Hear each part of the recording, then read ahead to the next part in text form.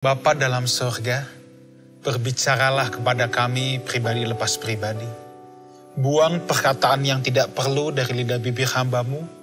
Biarlah apa yang menjadi isi hati Bapa saja yang dilepaskan di tengah-tengah kami. Kami datang dengan kerendahan hati, kami merendahkan diri untuk siap menerima apa yang menjadi pewahyuan dari Tuhan. Dalam nama Tuhan Yesus kami berdoa. Amin.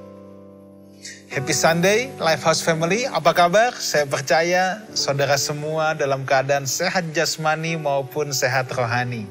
Kita akan meneruskan topik yang kedua selama bulan ini, yaitu tentang spiritual practice. Kalau minggu lalu saya bicara tentang spiritual discipline, minggu ini saya akan bicara tentang spiritual practice. Spiritual practice, latihan-latihan.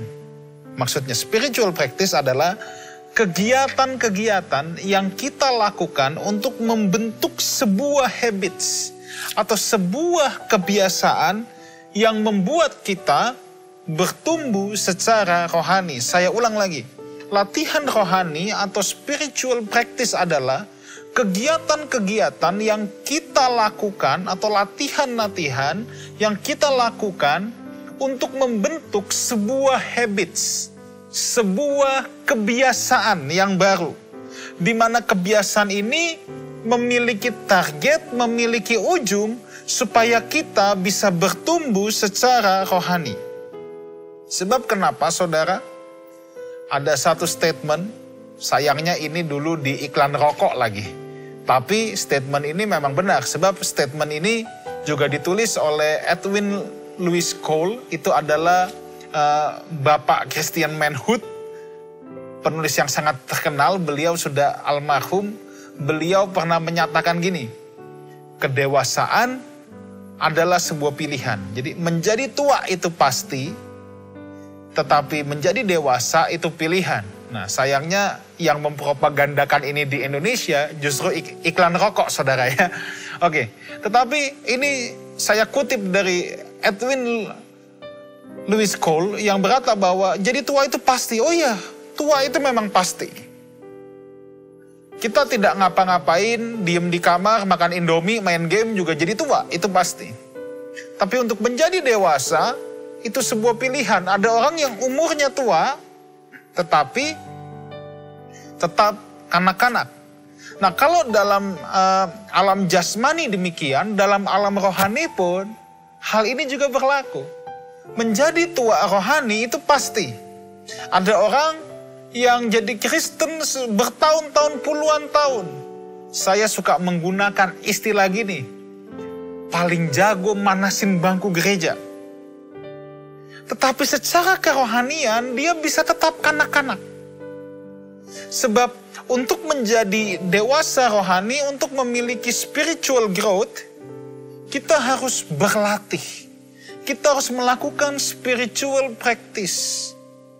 Nah, kita harus memilih untuk melakukan habits yang benar, supaya kita memiliki kedewasaan secara rohani. Itulah sebabnya dalam 1 Timotius 4 ayat yang ke-7 dan yang ke-8, mari kita lihat. 1 Timotius 4 ayat yang ke-7, ayat yang ke-8, tetapi jauhilah tahayul dan dongeng nenek tua. Latihlah dirimu beribadah. Ayat 8, latihan badani terbatas gunanya, tetapi ibadah itu berguna dalam segala hal karena mengandung janji baik untuk hidup ini maupun untuk hidup yang akan datang. 1 Timotius 4 tadi ayat yang ke-7, Paulus berkata, latihlah dirimu beribadah. Di sini bukan latihan kebaktian, saudara. Beribadah di sini eusebia. Eusebia bacanya. Tulisannya eusebia, bacanya eusebia. Eusebia ini kalau ditranslatekan yang paling gampang adalah godly. Seperti Tuhan. Jadi rupanya supaya kita yang memang manusia diciptakan segambar serupa dengan Tuhan, sebenarnya tujuan Tuhan adalah memang kita memiliki sifat dan karakter Dia seperti Tuhan, bukan dalam kedudukan. tetapi dalam karakter kita. Ini memang target Tuhan. Nah, untuk hal ini, kata Paulus bilang harus latihan. Makanya exercise, latihlah dirimu beribadah. Eusebia, godly. Jadi karakter seperti Tuhan itu tidak datang secara otomatis. Tapi perlu dilatih. Perlu dilatih. Nah, ayat yang ke-8 di sini dikatakan, latihan badani terbatas gunanya. Latihan badani terbatas gunanya.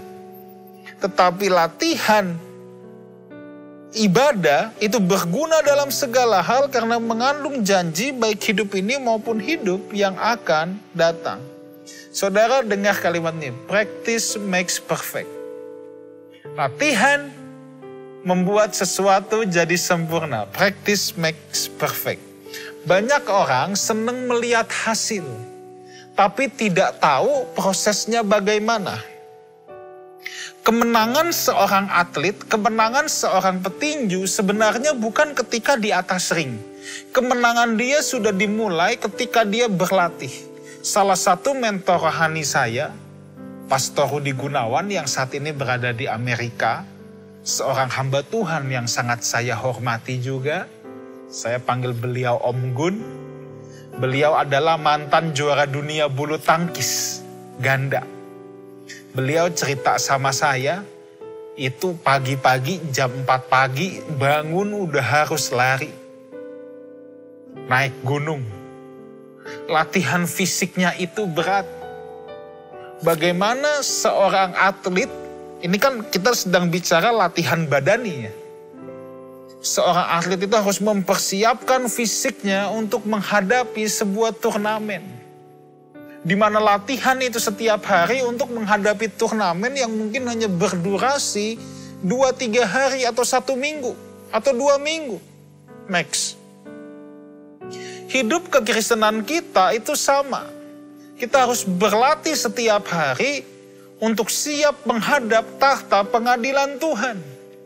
Kita ini akan menempati langit baru dan bumi yang baru. Kita akan dihisap sebagai anggota keluarga kerajaan Tuhan sesuai visi yang Tuhan berikan di Lifehouse Jakarta ini. Dan untuk itu kita harus berlatih, only practice makes perfect.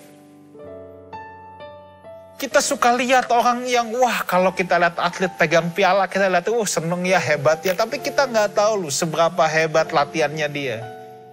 Kebetulan saya lumayan seneng sama NBA. Stephen Curry yang terkenal dengan 3 point-nya, orang ngeliat dia, wah ini udah kayak dewa ya 3 point-nya. Tapi ketika saya cari tahu, yang nggak aneh, setiap hari dia untuk berlatih 3 point aja minimal 3 jam, every single day. Waktu off season, waktu kompetisi udah selesai, dia tetap punya komitmen tiap hari harus nembak minimal 600 yang masuk. 600 basket. Bukan 600 kali shoot, jadi kalau nggak masuk belum dihitung. Orang lihat Michael Jordan, saya juga cari di biografi Michael Jordan. Dia juga berlatih gila-gilaan. Bahkan seringkali teman-temannya sudah pulang, dia tetap stay latihan sendiri. Only practice makes perfect. Sayangnya manusia itu senangnya tuh yang aksesoris. Manusia itu senangnya melihat hasil. Manusia senangnya cara. Manusia senangnya metode. Suka copy gaya. Tapi tidak melihat something behind. Ya. Jadi dulu saya ingat zaman Michael Jordan minum Gatorade. Dengan lagunya Like Mike, Like to be like Mike, semua minum Gatorade. Saya udah minum Gatorade sampai kembung, tetap tidak bisa kayak dia. Terus Jordan pakai sepatu Air Jordan, wah semua cepet-cepet beli sepatu Air Jordan. Kita pikir yang bikin dia jago sepatunya, minumannya. Jordan itu dikasih sandal jepit swallow juga tetap jago. Ya saudara, demikianlah memang manusia. Kita suka mengcopy gayanya doang. Tapi kita tidak melihat something behind yang membuat dia bisa seperti itu. Nah, saya akan teruskan dulu. Latihan badani, tadi apa kata Alkitab? Berguna atau terbatas gunanya. Nah, orang ketika melatih badannya, saudara, kalau orang ke gym, itu maka biasanya seluruh bagian tubuhnya dia akan latih. Dan cara latihan tangan sama cara latihan kaki itu beda. Tidak bisa semuanya sama. Tidak bisa semuanya sama. Ketika dia mau latih perut, latih dada, latih lengan, semua teknik-tekniknya beda, alatnya pun bisa beda.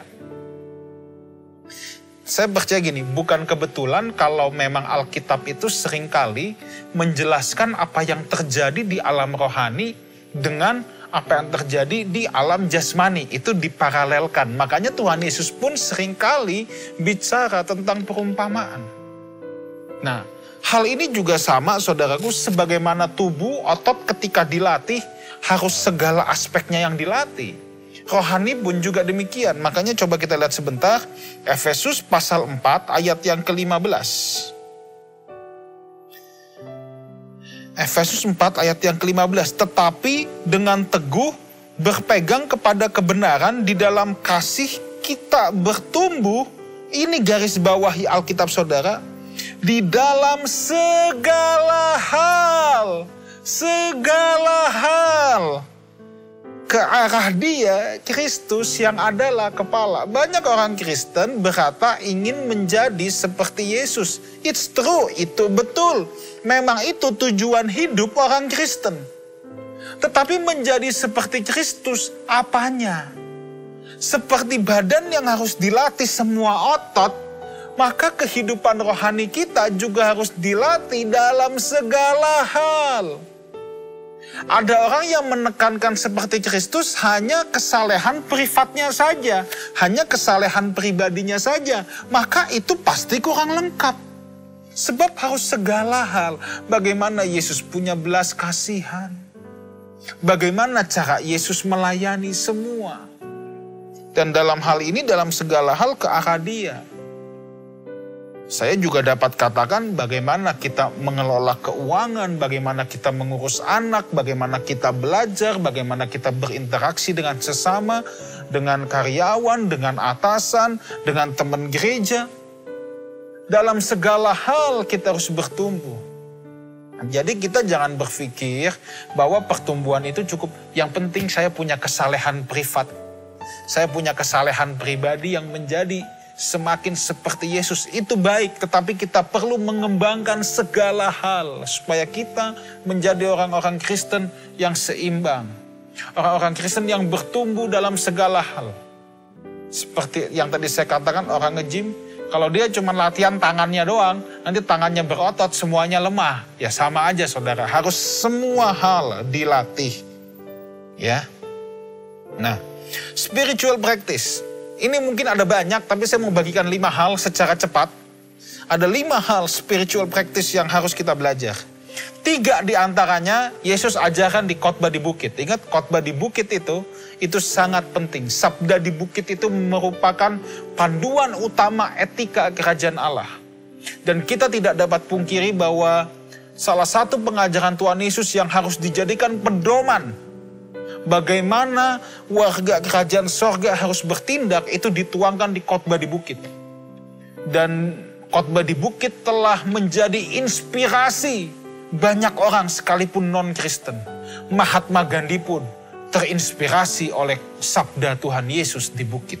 Nah, dalam khotbah di bukit saya akan ambil beberapa hal, saudaraku. Yang pertama, spiritual practice yang perlu kita lakukan adalah berdoa.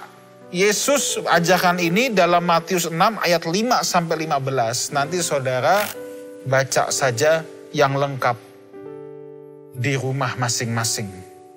Tetapi yang jelas spiritual practice yang pertama adalah berdoa. Saudaraku, doa adalah nafas hidup orang percaya. Doa itu bukan sekedar kalimat hafalan atau doa itu bukan mantra. Dalam kekristenan tidak ada mantra, tidak ada formula doa. Doa adalah sebuah kehidupan, doa adalah nafas hidup orang percaya. Makanya doa Bapa kami yang diajarkan oleh Tuhan Yesus di khotbah di bukit itu bukan sekedar kalimat doa hafalan. Orang bisa mengucapkan doa Bapa kami 1 hari 5 kali dalam 10 bahasa. Tapi sejatinya doa itu adalah formula kehidupan. Itulah sebabnya doa harus menjadi hidup orang percaya. Dan kita harus menghidupi apa yang kita doakan. Saya ulang lagi, doa harus menjadi hidupnya orang percaya. Hidupnya orang percaya adalah doa dan dia harus menghidupi apa yang dia doakan. Kalau doa nafas hidup berarti orang kalau nggak nafas itu kolaps, mati saudara. Tanpa doa, tanpa membangun sebuah kehidupan doa dengan Tuhan, maka seharusnya kita juga tidak bisa bertahan. Kita akan mati secara rohani. Itulah sebabnya doa perlu dilatih. Lalu berikutnya tentang doa. Doa adalah sarana komunikasi dengan Tuhan. Tuhan Allah adalah roh adanya. Sementara kita hidup di alam jasmani, kita hidup di dimensi yang natural. Ketika kita ingin berkomunikasi dengan Tuhan yang adalah roh adanya, maka satu-satunya sarana komunikasi adalah dengan doa. Banyak orang berkata, pengen mendengar suara Tuhan. Saudara bisa lihat di YouTube, kita sudah menyelesaikan 3 seri tentang Listen to the Voice of God. Tapi tidak mau berdoa. Orang lebih senang tanya sama pendeta, tanyain ya sama Tuhan, pastor tanyain ya sama Tuhan tuh maunya apa. Jangan gitu, maksud bilang, pastor titip salam buat Yesus. Loh. Saudara nggak bisa mendengarkan suara Tuhan kalau tidak mau berdoa. Sebab ini satu-satunya sarana komunikasi. Ini satu-satunya sarana komunikasi untuk kita yang ada di dimensi natural ini, dimensi jasmani, kita ingin berkomunikasi dengan Tuhan yang adalah roh, kita harus berdoa. Sebab ini sarana komunikasi. Kemudian hal yang penting juga tentang doa, doa membangun keintiman. Doa membangun keintiman. Kita akan intim dengan siapa kita berdoa. Dan kita akan terimpartasi, akan menjadi mirip kepada siapa kita berdoa. Kita akan intim dengan siapa kita berdoa. Itu membangun keintiman rohani juga. Kalau kita berdoa dengan Tuhan, kita otomatis akan intim dengan Tuhan. Kalau kita berdoa dengan istri kita akan intim juga dengan dia. Akan punya kehidupan yang jauh lebih baik, jauh lebih sehat. Itulah sebabnya saya mengencourage setiap saudara untuk membangun mesbah keluarga. Saudara berdoa dengan anak-anak saudara, ada keintiman juga saudaraku yang terbangun di sana. Dan kita akan mirip kepada siapa kita berdoa. Kalau kita berdoa kepada Tuhan, kita pasti pelan-pelan akan lebih mirip dengan dia. Satu kali saya pernah membaca buku dari Benny Hinn dan ini sangat baik. Ada satu poin yang dia katakan begini. Ada banyak orang bertanya bagaimana melepaskan diri dari kedagingan. Lalu jawaban dia gini, kalau melepaskan diri dengan kedagingan, hanya dengan usaha kita sendiri, itu hanya akan menyiksa diri kita. Dan suatu saat kita bisa terpeleset lagi. Tetapi cara terbaik untuk melepaskan kedagingan adalah dengan kita intim dengan Tuhan. Keintiman akan membuat kita mirip dengan siapa kita berdoa. Ketika saudara intim dengan Tuhan, saya percaya gini, kalau saudara berdoa dengan benar, saudara punya keintiman dengan benar, maka daging itu menjadi hal yang tidak menarik atau kurang menarik dalam hidup kita. Selanjutnya tentang doa. Doa perlu dilatih. Perlu dilatih. Kita lihat Matius 6 ayat yang ke-6. Doa memang perlu dilatih, tapi poin ini yang saya hendak tekankan adalah doa itu perlu kesendirian. Doa perlu kesendirian. Tetapi jika engkau berdoa, ini bagian khotbah di bukit, masuklah ke dalam kamarmu, tutuplah pintu dan berdoalah kepada Bapakmu yang ada di tempat tersembunyi. Maka Bapakmu yang melihat yang tersembunyi akan membalasnya kepadamu. Catat ini baik-baik. Yang penting yang Tuhan sedang ajarkan di sini, ini bukan soal berdoa di dalam kamarnya. Ingat, bukan soal tempatnya. Sebab nanti dalam Yohanes pasal yang keempat, Tuhan juga berkata, kamu tidak lagi menyembah Allah di gunung ini, di gunung itu. Tetapi kamu akan menyembah Allah dalam roh dan kebenaran. Yang Tuhan hendak sampaikan di sini adalah kesendiriannya. Perlu belajar ini, solitude dengan Tuhan. Adalah suatu momen VIP, sebuah momen kesendirian. Di sini bukan soal tempat, bukan soal cara, bukan soal format. Tetapi berdoa itu butuh solitude, butuh kesendirian, butuh VIP. Nah saudara, ada berbagai macam jenis doa yang perlu kita latih. Tetapi yang wajib kita miliki adalah solitude ini. Kesendirian. Ada banyak orang mau memaksakan caranya berdoa kepada orang lain. Saudara, cara berdoa setiap orang itu bisa berbeda-beda. Ada orang yang bisa main musik, dia sambil nyanyi, sambil doa. Bisa, tapi ada orang yang gak bisa main musik, tentunya dia tidak akan bertahan suruh nyanyi sambil doa selama orang yang bisa main musik. Itu sudah pasti dan itu wajar saja. Tetapi poin di sini adalah bahwa dalam doa itu setiap kita harus punya waktu kesendirian, harus punya the solitude time with God, di mana saudara tidak diganggu dengan apapun dan dengan siapapun. Boleh di kamar, boleh dimanapun. Tetapi di sini saudara mempersembahkan sesuatu yang VIP dengan Tuhan. Waktumu yang terbaik di mana saudara tidak ada yang ganggu. Jangan lagi doa, entar tiba-tiba ada tukang somai lewat. Tunggu dulu Tuhan, somai dulu depan. Loh.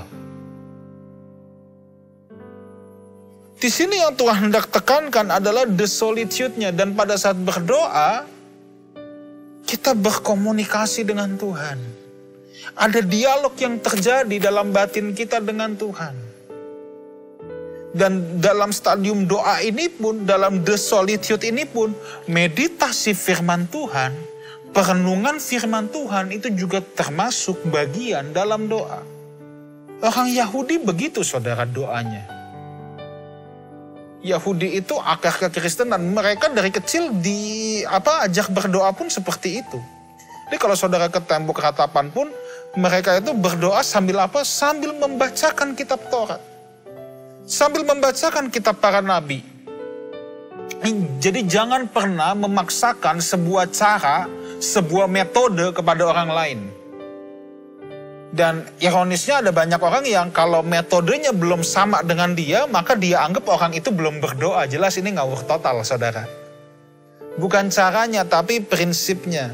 Nah setelah saudara belajar punya solitude time dengan Tuhan, saudara juga perlu belajar doa-doa yang singkat. Inilah yang doa setiap saat, mengucapkan kalimat-kalimat pendek. Misalnya saudara di tempat kerja, setiap beberapa saat saudara bisa mulai berkata, thank you God, terima kasih Tuhan. Itu pun kalimat doa yang saudara ucapkan. Aku bersyukur Tuhan. Kalau saudara dalam kegelisahan, Tuhan tolong. Itu pun kalimat doa.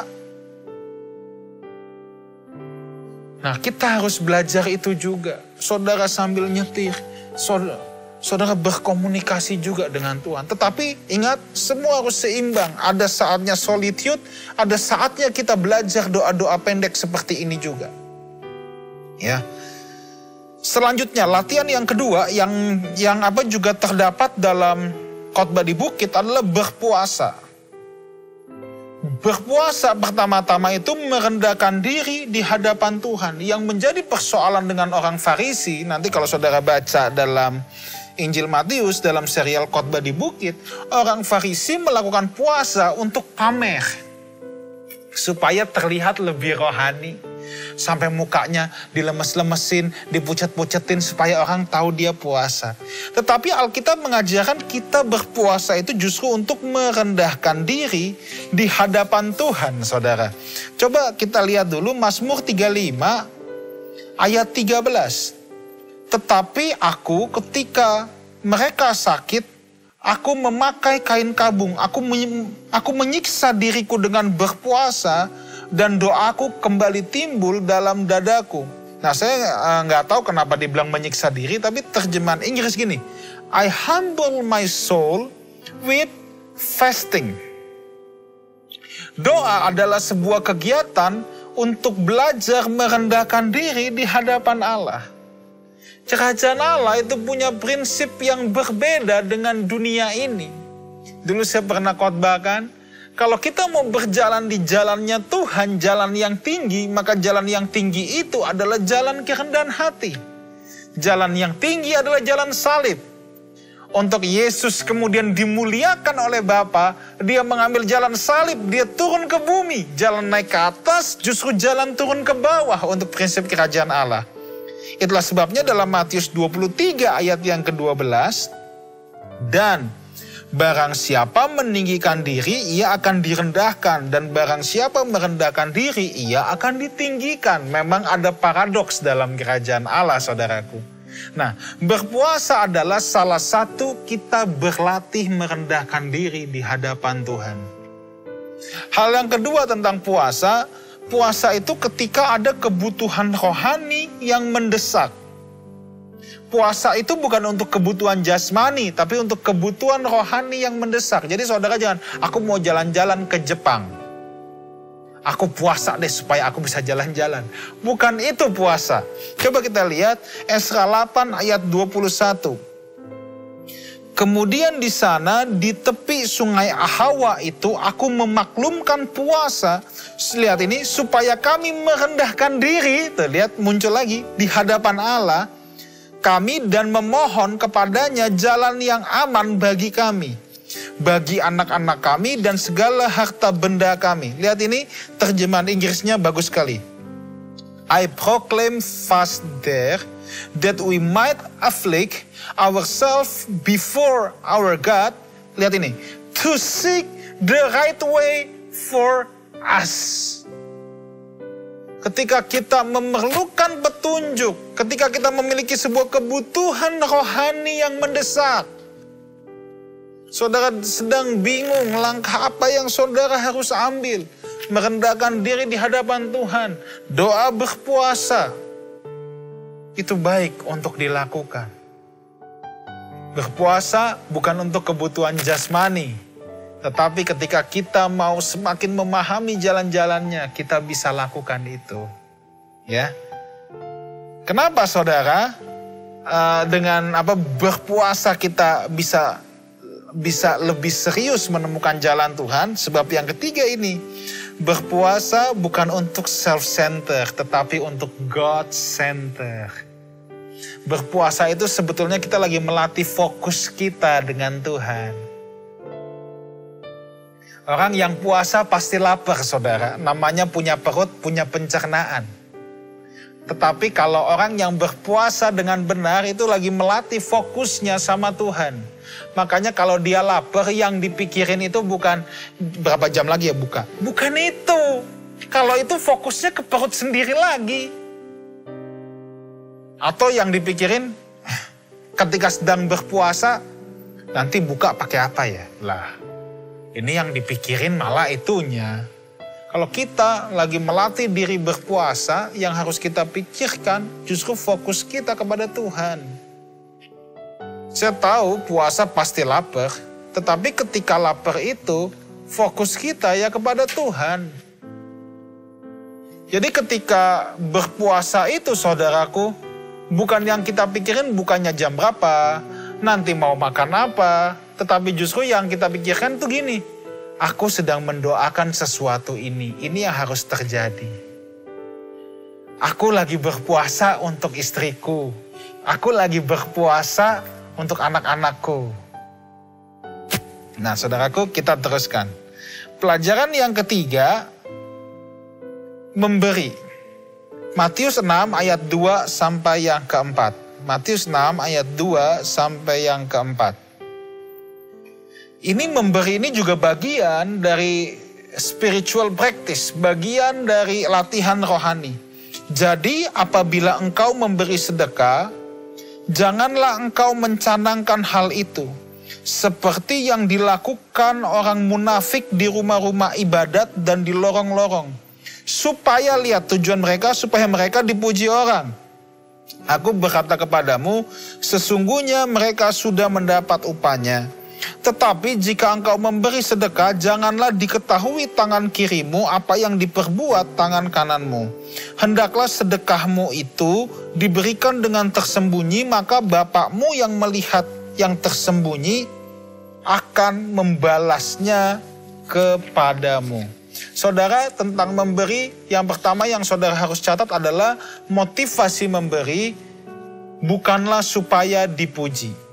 Saudara harus tahu motivasi Tuhan Yesus sejak awal adalah kedalaman hati, motivasi hati.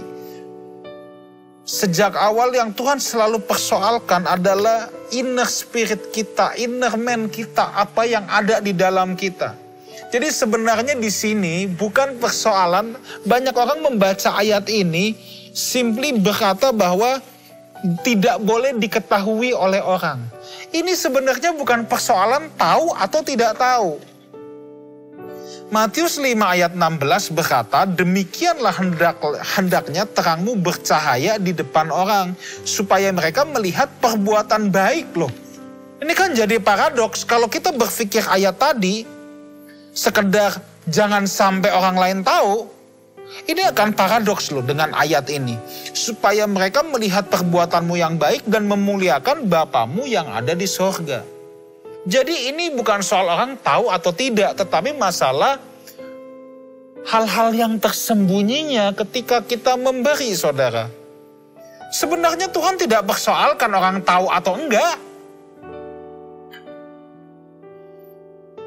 Ya, Tuhan tidak persoalkan itu. Bahkan ada saat-saat di mana perbuatan baik kita bisa memuliakan Bapa di surga. Tetapi yang Tuhan persoalkan di sini adalah apakah kita memberi supaya dipuji? Nah, ini kan batiniah, saudara. Hati kita yang tahu. 2, apakah kita diam-diam memberi karena kita sedang mempertahankan anonimitas kita. Identitas yang tidak diketahui orang, anonimitas.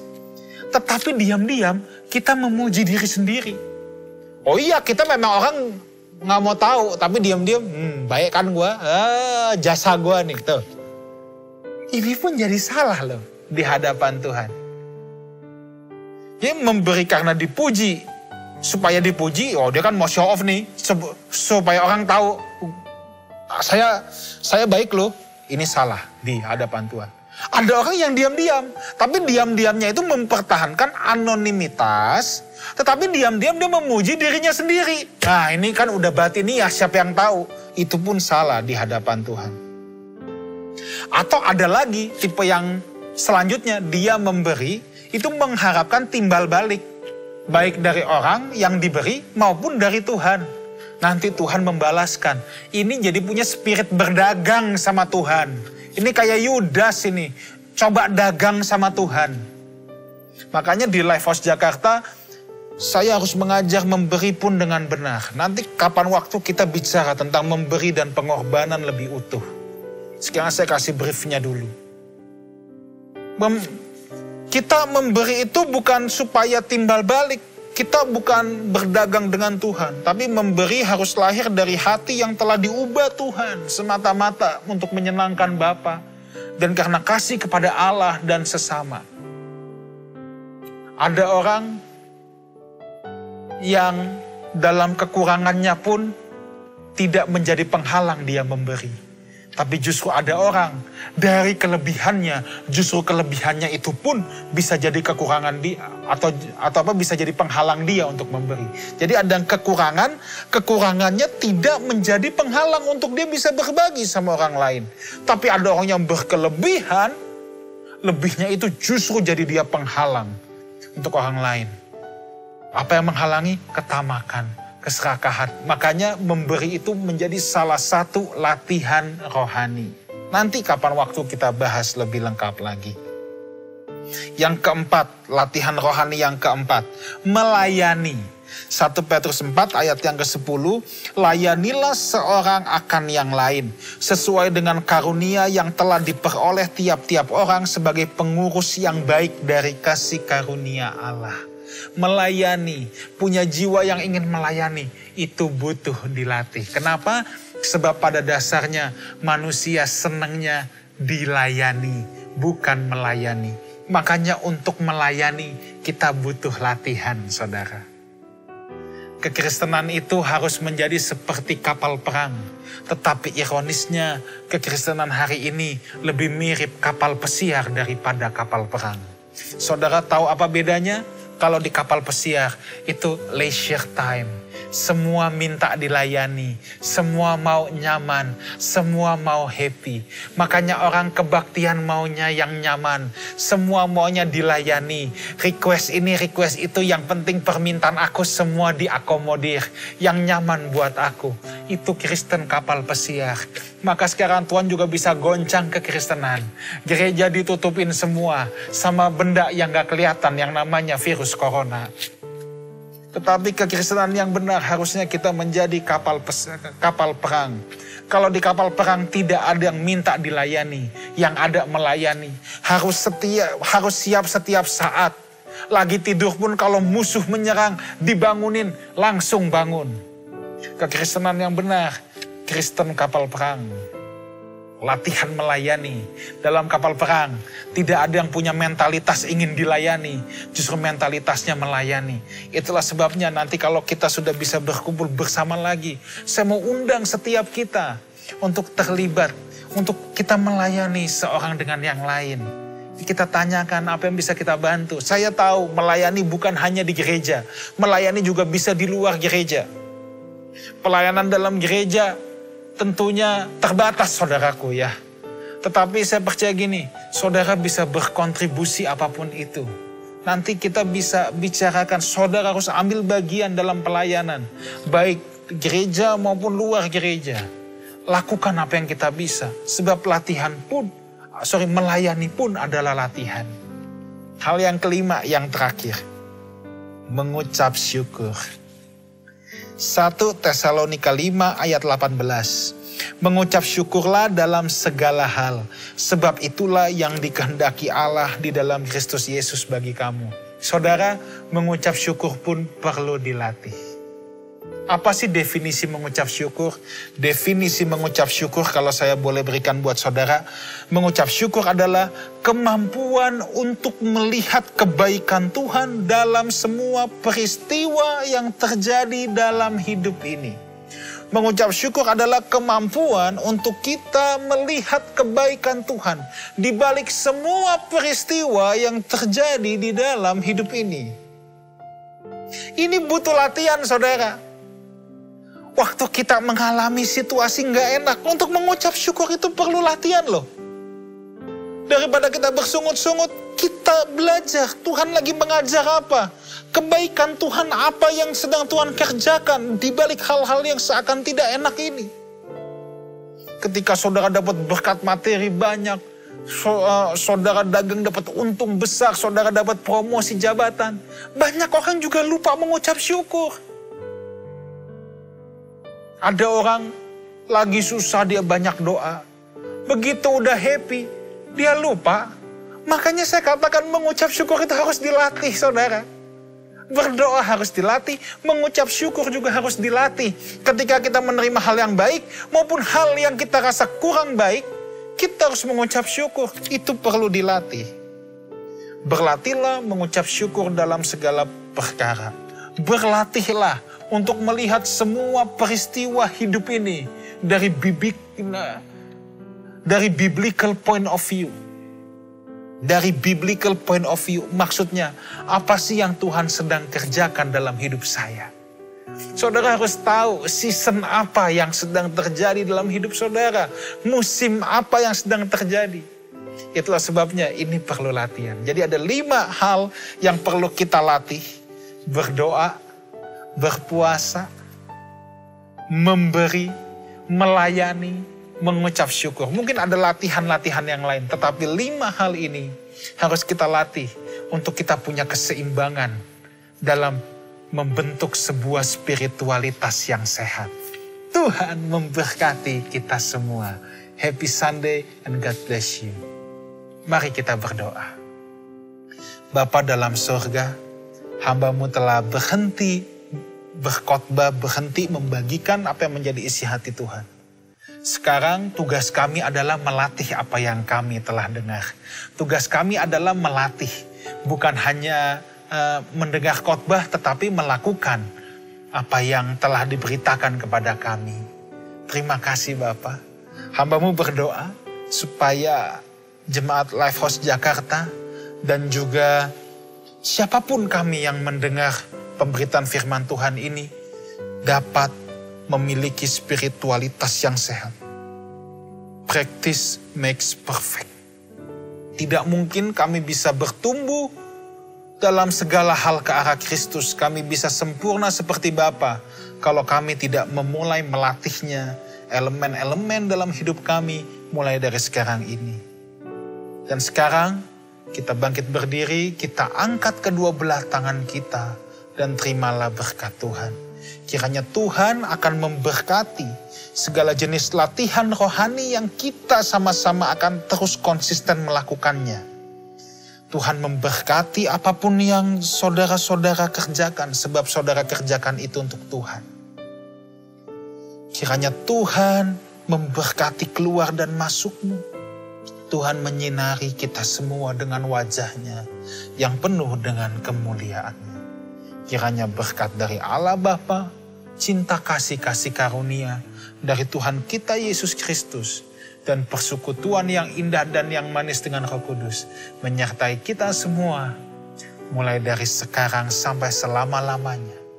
Sampai Maranatha Tuhan Yesus datang untuk yang kedua kalinya di awan-awan permai untuk menjemput saudara-saudaranya yang hidup berkenan kepadanya. Sama-sama kita katakan amin. Selamat berlatih, Tuhan memberkati kita semua. Haleluya.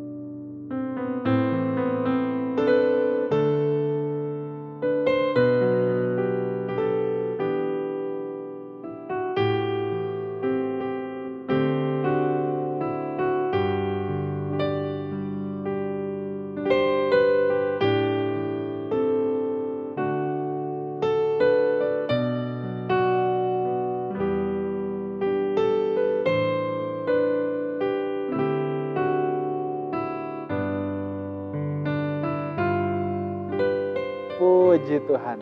Apa kabar saudara? Saya percaya saudara dalam keadaan baik-baik saja dan sehat-sehat saja. Semua dalam perlindungan penyertaan tangan Tuhan yang kuat. Saudaraku, saya ingin berterima kasih untuk setiap partisipasi saudara. Persembahan saudara sangat-sangat membantu untuk Lifehouse Jakarta bisa terus menjalankan misi. Mulai dari kepada warga di sekitar, ada hamba-hamba Tuhan di daerah juga yang kita bantu. Karena kita memang tidak tahu kapan pandemi ini selesai, kapan kondisi sulit ini berakhir. Tetapi saya percaya satu hal gini, bahwa kalau Tuhan masih memberikan kita berkat secara materi, kalau Tuhan masih memberikan kita kelebihan, kalau Tuhan masih memberikan kita kekuatan untuk menopang beban sesama kita, maka itu bukan kebetulan.